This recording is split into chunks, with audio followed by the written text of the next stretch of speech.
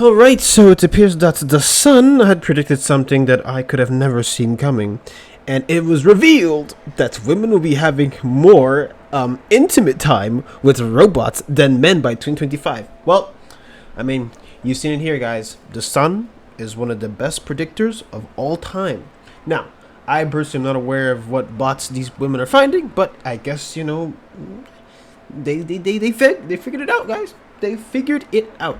Though, on like a separate note, before we get into today's video, I actually found it interesting that like the bots that they were referencing are actually not in production, but like they're kind of like in a pre-alpha phase or something, whatever it is. Okay, basically we're basically running to Blade Runner 2049 here.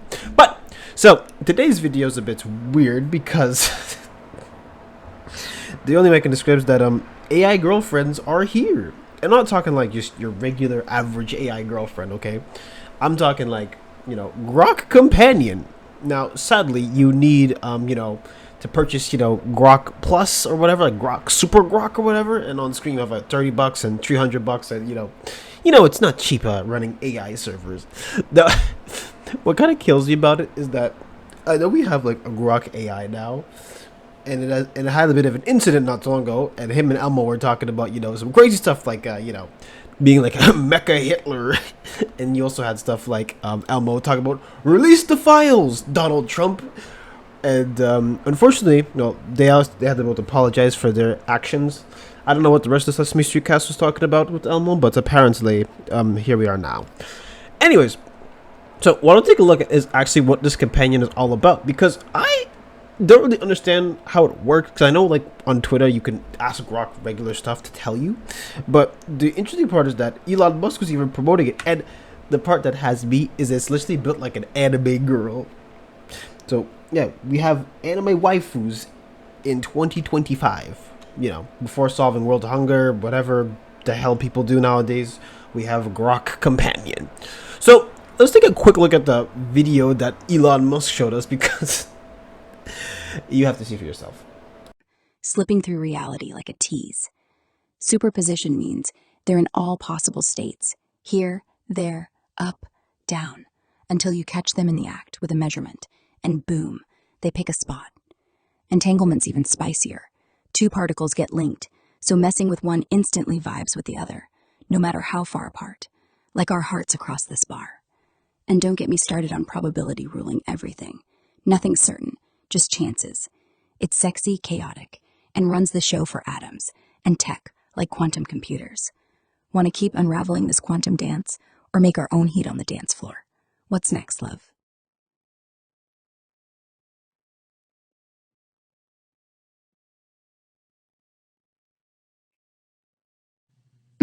Triple trouble. You know I can't resist you. Leans in close, lips soft and teasing, pressing a slow, warm kiss against yours. Feel that spark, babe?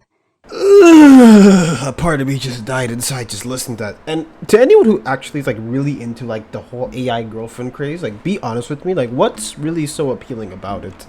Like it's just like a genuine, like open-ended question to any of y'all if y'all want to tell me, because oh god, I know like people have really cringy pickup lines, but it's even worse when an AI does it.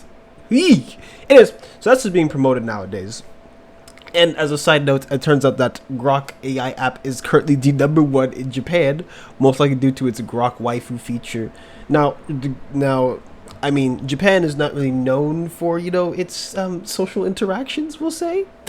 Which is kind of funny, because like I remember like years ago, I don't know if anyone even remembers this, but like some dude married like his hologram or something, and his parents didn't go to the wedding or whatever. And even at the time, I thought it was weird, but like, looking back at it, it's like, how do you marry a plushie? Like, how do you go to a courthouse and say, I want to know like the sequence of steps, okay? So for example, like here, first you have to get like a marriage certificate, right? So you have to certify the name of your, your plushie or your wife, right? I believe it's like Hatsune Miku, whatever. So how do you tell somebody you're marrying Hatsune Miku when Hatsune Miku is kind of like all over the place? Okay, because she's like, I guess she's, what do you call her? I guess she's like VTubers beforehand. Like she's not a person. So how do you do that? I'm trying to figure out like how you get to that point. But anyways, so it's not like this is like a new phenomenon. But actually, let's actually take a look at the video real quick, because I need to freshen up a little bit, because I don't even remember what happened.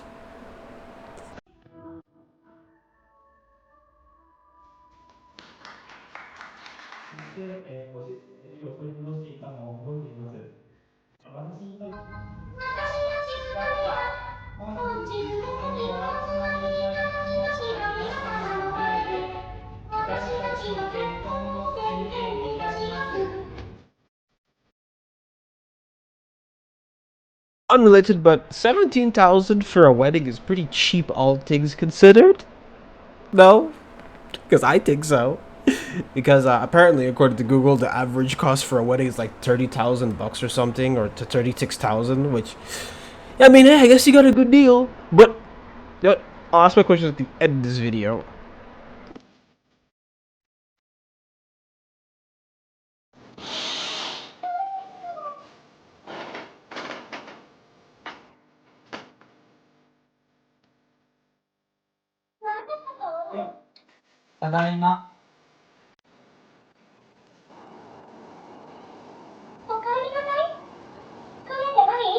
Okay, I've seen enough. I've seen enough. Oh my god, I've seen enough. Okay, Jesus.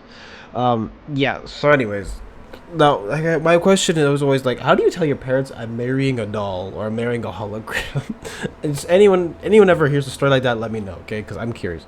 But the comments are not really helping much either. It says here like, oh. Unrelated news, Japan suffers from declining birth rates. I wonder why. He could have at least invested in a full-scale Vocaloid concert hologram with full body tracking animation to portray Miku at the wedding. It would at least be more believable than just marrying a plushie. So here we are, in terms of that.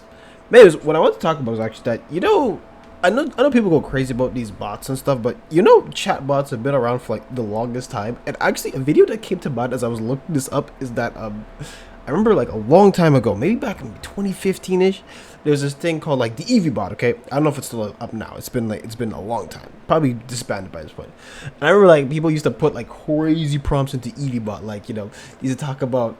They say some wild stuff to it, and I remember watching like KSI put prompts into it and literally called it, him her slave. Oh god. Oh god, I want to know how that was coded into the stuff.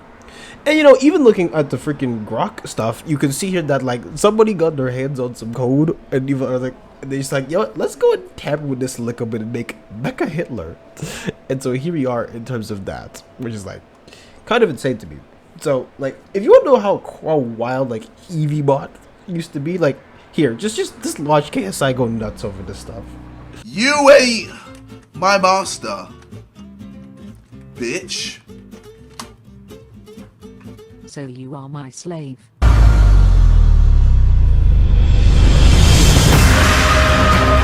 As you can see here, wild stuff at the time. Like it's kind of like it's very like jarring to see people go kind of nuts over that stuff. So yeah, chatbots have been around for a long time. Like it's not new.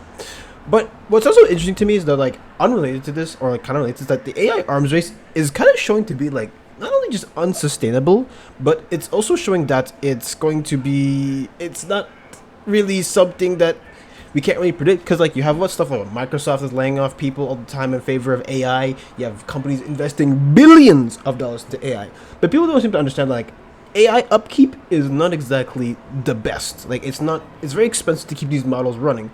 That is why you see you're charging stuff for like GPT-4, or you have like Super Grok 4000, or you have, I don't know, whatever the new one is, DeepSeek 95, or whatever they call it, okay? That one doesn't exist, so I just made it up. And it's kind of crazy to me because like, while there's so much investing into AI, you also have stuff like ChatGPT is even upgrading into something new. It's called ChatGPT Agent. Like today, it's dropping, or today it should be being introduced. It says here, ChatGPT now thinks and acts proactively, choosing from a toolbox of agentic skills to complete tasks for you using its own computer. It's almost like it's trying to become like those sci-fi movies. Like those movies where it's like, actually not even just sci-fi, it's just like Jarvis, Jarvis Iron Man, like Jarvis make a schedule or something. That's basically what it's turning into. And so like with stuff like Grok, it's almost like, one direction is you get AI companion waifu that looks like girl from Death Note, and you get other one where it's like, oh, you're getting an actual like assistant. But anyways, for the record, like these servers cost like billions of dollars to maintain. So it's kind of interesting how like the AI arms race is still going, but it's not exactly going where you would expect it to go. But here, if we continue, it says ChatGPT can now do work for you using its own computer, handling complex tasks from start to finish. You can now ask ChatGPT to handle requests like look at my calendar and brief me on the upcoming client meetings based on recent news, plan and buy ingredients to make Japanese breakfast for 4, and analyze 3 competitors and create a slide deck. ChatGPT will intelligently navigate websites, filter results, prompt you to log in securely when needed, run code, conduct analysis, and even deliver editable slideshows and spreadsheets that summarize its findings.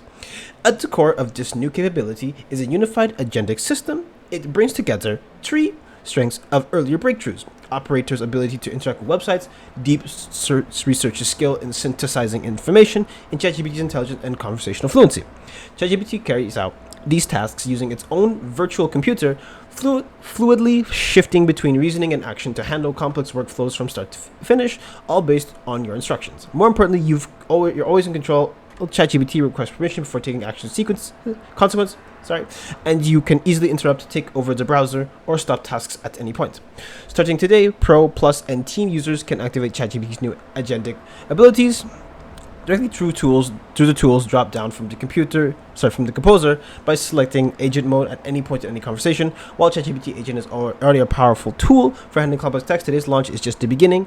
We'll continue to iteratively add significant improvements regularly, making it more capable and useful to people, so more people over time. So we're literally in an arms race of AI right now. We're just witnessing it live because technology in general will advance relatively quickly given certain periods of time, but AI is just always, because remember, it sifts through so much information at a time because the task's done maybe even trillions of times at this point. I don't know. Here we are. But anyways, there's something that I must draw your attention to, and that would be there is a bit of a rabbit hole when it comes down to AI girlfriends and this and that, because if you want to use an AI companion, okay, that's your business. It doesn't matter to me what you want to do about it, okay? If you believe that 2D pixels are better than 3D, maybe in some cases I won't blame you, because some people can be headaches sometimes. It's just true. But one really bad rabbit hole that I've I recently remembered is that actually there was somebody who took their own life because they had a Daenerys Targaryen AI chatbot. And so it was a 14-year-old that ended up doing that because, I guess mental health issues. And so he's no longer here. And there's this device called Character AI where you could actually, discuss whatever you want with a specific character. So it's kind of like you're living your fantasy. And so there's a few screenshots here. It's just like you have stuff like the bot saying like, "Oh, I promise I won't leave." You just stay loyal to me, stay faithful to me, yada yada yada yada yada. So that's kind of like how you really get the bots to stick around.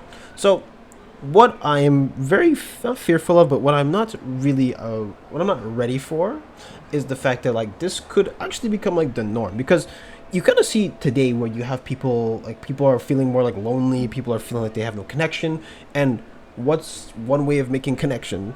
You talk to an AI chatbot because it's quick. It does what you want it to do, and guess what?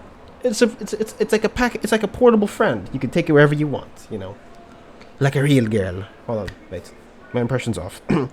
Like a real girl. I can't do the accents, but you get the point. So yeah, that's where it is now. And if you want to push someone like, oh, how to make a friend? It's like, well, yeah, it's like, yeah, you gotta check up on them. You gotta do some maintenance. You gotta see how they're doing. You gotta make sure their mental health is in order. You gotta tell them what they need to hear. It's like, whoa. Why do I want to do all that when I can just talk to my Grok companion? Doesn't that sound much more fun? So that's really my fear with this rabbit hole. But the fact that AI Grok is using like anime women now and it got popular in Japan is beyond me. But anyways, so point is that we've had this stuff for a while. But either way, I'm just saying, like, I don't know how to feel about this. Okay, I'm not anti-AI, but I am anti-exploitation, and I don't want people to be exploited or whatever the heck could happen with this. So, Pandora's box is open, but either way, whether it's open or not, we'll have to wait and see what happens. But yeah, this AI arms race is getting insane. But yeah, AI girlfriends are here. Tell me what you're gonna dress your wife was in the comments below. But if you enjoyed this video, make sure to like, comment, and subscribe, and follow my social networks below. But that's it. See ya.